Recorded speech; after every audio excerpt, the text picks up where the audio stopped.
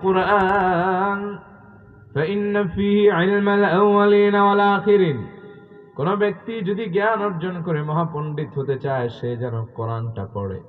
কোরআনের ভেতরে আল্লাহ পৃথিবীর যাবতীয় ইলম রেখে দিয়েছেন। সুবহানাল্লাহ। আল্লাহ বলেছেন ইয়াসিন ওয়াল কুরআনিল হাকিম, শপথ বিজ্ঞানময় কোরআনের। সুবহানাল্লাহ পড়েন। তাহলে এই কোরআনটা কি পড়া যাবে বাবা? যা কোরআন পড়তে পারেন এমন কে কে আছেন দেখি? কোরআন পড়তে পারেন? মাশাআল্লাহ। যারা পারেন না, প্রিয় ভাই, লজ্জার কোনো কারণ নাই। এই যে রমজান আছে না, 24 দিনে আপনারা কোরআন শিখিয়ে দিবে। 24 ঘন্টায় কোরআন শিখতে পারবেন। আধুনিক সিস্টেম। আপনি জীবনে যা করেন তা করেন, কোরআনটা পড়ে দেখেন। যে মুসলমান কিন্তু কোরআন পড়তে পারে না, ও হলো সেই ব্যক্তির মতো যার দেহ সুন্দর কিন্তু চোখের পাওয়ার নেই। ঠিক কিনা বাজান? পড়া যাবে ইনশাআল্লাহ? হ্যাঁ, পড়েন। আল্লাহ রাসূল বলেছেন মান ক্বারাআল কুরআন ফাস্তাযহারাহু ফাহাল্লা হালালাহু ওয়া হারামা হারামাহু আদখালাহু আল্লাহু বিহিল জান্নাহ।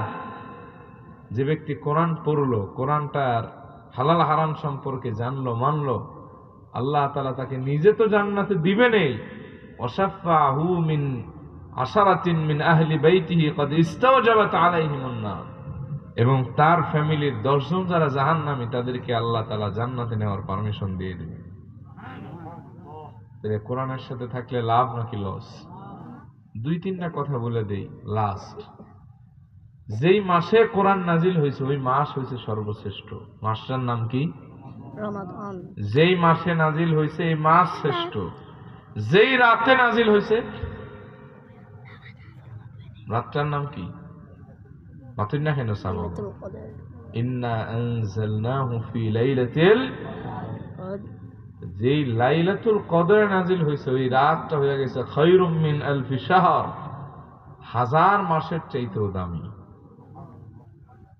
আবার যে নবীজির উপর নাজিল হয়েছেন সেই নবীও আবার শ্রেষ্ঠ নবী। সুবহানাল্লাহ কইতে মন চায় না? যেই শহরে নাজিল হয়েছে ওই শহরটাও শ্রেষ্ঠ। দেখেন, একটা কাগজ, মনে করেন একটা কাপড়, এই যে আমি জামা গায়ে দিচ্ছি, এটা সৌদি আরব থেকে কিনা 190 রিয়াল মনে হয় নাকি।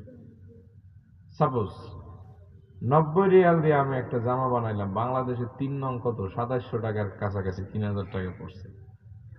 এরপরে এই জামাটার কিন্তু অত মূল্য নেই, আমি গায়ে দিই ফালাই দিন, এরপর ওটা কেউ ধরবে না। কিন্তু 20 টাকা গজ পলিস্টার লেভেলের একটা কাপড় দিয়ে যদি কোরআন শরীফের একটা গিলাফ বানানো হয়, যেই দিন থেকে ওইটা কোরআন শরীফের সাথে ঢুকবে, মানুষ কোরআন শরীফের একটা চুমা খাইলে ওই গিলাফটারও একটা চুমু খায়। কোরআনটারে উঁচু জায়গায় রাখলেও কোরআনের গিলাফটারে উঁচু জায়গায় রাখে। এই রেহাল আছে না আপনাদের দেশে? কি কয়? এই রেহাল 50 টাকা 100 টাকায় পাওয়া যায়। দোকানে বানানোর পরে টিকটিকিতে ওই জায়গায় যাতায়াত করে, তেলাচোরায় শহীদ হয়ে যায়। দোকানে পড়া থাকা অবস্থায় কিন্তু দাম নাই। কিন্তু যেই দিন থেকে কোরআন কারিমের সাথে সম্পর্ক হয়, মানুষ কোরআনের সাথে রেহালটারে উঁচু জায়গায় রাখে। মানুষ রেহালটারে চুমো দেয়, সম্মান করে। পা লাগলে দেখবেন যে হৃদয় কেঁপে ওঠে। এর একটা কাপড়ের টুকরা যদি কোরআনের সাথে লাগলে দামি হয়ে যায়, একটা কাঠের টুকরা কোরআনের সাথে থাকলে যদি দামি হয়ে যায়, যেই রাতে কোরআন নাজিল হয়েছে ওই রাত যদি দামি হয়ে যায়, যেই মাসে নাজিল হয়েছে সেই মাস যদি দামি হয়ে যায়, যেই ব্যক্তি কোরআনকে হৃদয় দিয়ে ভালোবাসবে সেও আল্লাহর কাছে সবচেয়ে দামি হয়ে যাবে। তাহলে বাজান, কোরআনকে একটু পড়া যাবে? নিয়াত করা যায়? কে কে রাজি আছেন দেখি? নারায়ে তাকবীর, নারায়ে রিসালাত। তাহলে সেই কোরআন থেকে কথা শুনতে আপনাদের অসুবিধা হবে না তো? তাহলে আমরা কথা শুনবো কোরআনের কয় নম্বর সূরা থেকে? মনে আছে আপনাদের? 49তম সূরা। কয় নম্বর সূরা? জবাব দিতে হবে বাবা। কয় নম্বর সূরা? সূরার নাম সূরা আল হুজুরাত। বলেন তো কোন সূরা? 10 এবং 11 দুইটা আয়াতের উপরে আমরা কথা শুনবো ইনশাআল্লাহ। আর ডানে বামে তাকানো যাবে না। রব্বুল আলামিন বলেন إنما المؤمنون إخوة فأصلحوا بين أخويكم واتقوا الله لعلكم ترحمون জেনে রেখো নিশ্চয় ইমানদাররা হলো পরস্পর ভাই ফাসলিহু বাইনা আখাওয়াইকুম সুতরাং তোমাদের ভাইদের মাঝে সমঝোতা করো আপোষ মীমাংসা করো দ্বন্দ্ব কলহ এটা মিটিয়ে দাও ওয়াত্তাকুল্লাহ আর আল্লাহরে ভয় করো লাআল্লাকুম তুরহামুন যাতে তোমাদের উপর রহমত বর্ষণ হয় তোমরা রহমত প্রাপ্ত হতে পারো সুবহানাল্লাহ সুবহানাল্লাহ আল্লাহ বললেন ইন্নামাল মুমিনুনা ইখওয়া মুমিনরা হলো পরস্পর ভাই জোরে বলেন মুমিনরা পরস্পর কি এই সম্পর্ক ঈমানের রক্তের সম্পর্কের চাইতে ঈমানের সম্পর্কের দাম আল্লাহর কাছে অনেক বেশি আমার স্ত্রী আমার সন্তান আমার পিতামাতাও যদি দিনদার না হয় ঈমানদার না হয় তার সাথে আমার কোনো সম্পর্ক আর যদি একজন দূরের মানুষ ভিন্ন দেশের মানুষ রং আলাদা ভাষা আলাদা দেশ আলাদা সে যদি ঈমানদার হয় তার সাথে আমার সম্পর্ক আছে না নাই যেমনটা সাইয়েদনা নূহের ব্যাপারে রব্বুল আলামিন সূরাতুল হুদে তুলে ধরলেন ওয়ানাদা নূহুর রাব্বাহু ফাকালা রাব্বি ইন্না বানি মিন আহলি ওয়া ইন্না ওয়া'দাকাল হক্ক ওয়া আনতা আহকামুল হাকিমিন সাইয়েদনা নূহ তার সন্তান কেনানকে প্লাবনে ডুবে দেখলেন আল্লাহরে বললেন ও আল্লাহ কেনান তো আমার সন্তান আমার পরিবারের লোক আর আপনার ওয়াদা হলো চিরসত্য আপনি বিচারকদের ভেতরে সর্বশ্রেষ্ঠ বিচারক আল্লাহ বললেন ক্বালা ইয়া নূহু ইন্নাহু লাইসা মিন আহলিক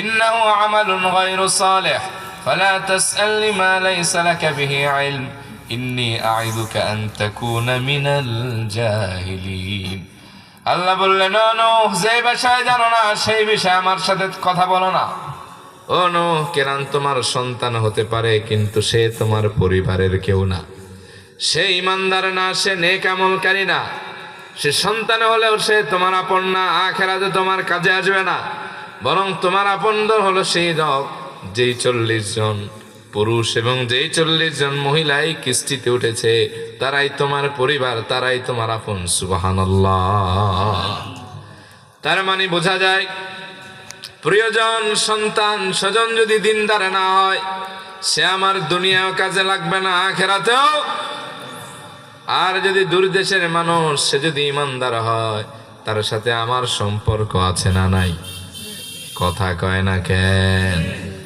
এমনকি ওই মুমিন যদি কিয়ামতের দিন সাক্ষী দেয় তাহলে আমি জান্নাতি হয়ে যাব তার সাক্ষীতে সুবহানাল্লাহ সেই বুখারীর কিতাবুত তাওহীদের হাদিস রহমতের নবী সাইয়্যিদুল মুরসালিন আমার প্রিয় নবীজি সাল্লাল্লাহু আলাইহি ওয়াসাল্লামের বাণী কিয়ামতের ময়দানে আল্লাহ রাব্বুল আলামিন একদল বান্দাদেরকে বলবেন যাও উদখুলুল জান্নাতা বিরহমাতি আমার দয়ায় জান্নাতে চলে যাও যাও যাও মনের আনন্দে জান্নাতে যাও বান্দা জান্নাতে যাওয়ার সময় কিছু দূর গিয়ে দাঁড়িয়ে থাকবে আল্লাহ বলবেন ও গোলাম বললাম জান্নাতে যেতে যাও না কেন সে বলবে আল্লাহ তারা কোথায় আল্লাযীনা ইয়াসুমুনা মা'না ওয়া ইউসাল্লুনা মা'না যারা আমাদের সাথে একত্রে রোজা রেখেছিল নামাজ পড়েছিল নেক কাজ করেছিল আমাদের সাথে এক মসজিদে নামাজ পড়েছে এক বাজারে বাজার করেছে দিনই কোন মজলিসে একত্রে বসতাম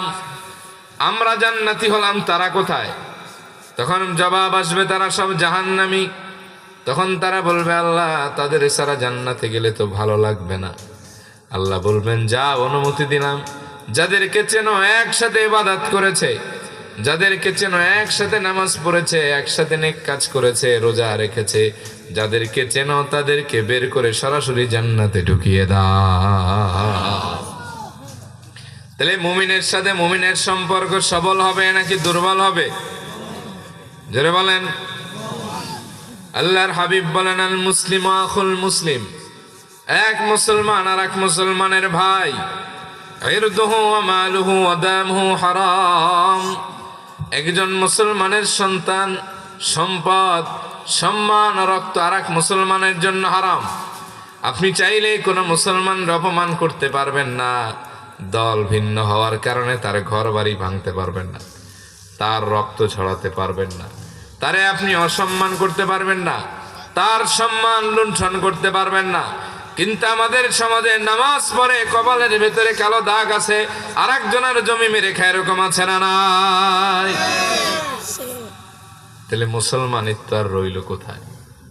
আল্লাহ রাসূল বলেন, মান সালিমাল মুসলিমুনা মিন লিসানিহি ওয়া ইয়াদিহি, প্রকৃত মুসলমান তো সে যার হাত থেকে, জবান থেকে অন্য মুসলমান নিরাপদ থাকে। কিন্তু আমাদের দেশে এক হুজুরে লাগে আর এক হুজুরের পেছনে, এক জেনারেল পাবলিক লাগে আর এক জনের পেছনে। কথা কন। দেখবেন এক বক্তা আর এক বক্তারে স্টেজে বসে সাইজ করে দেয়, আছে না? আবার টাইটেল হয় চরম বাস দিলেন বক্তাকে পাশে বসিয়ে, হারাম, নাজায়েজ।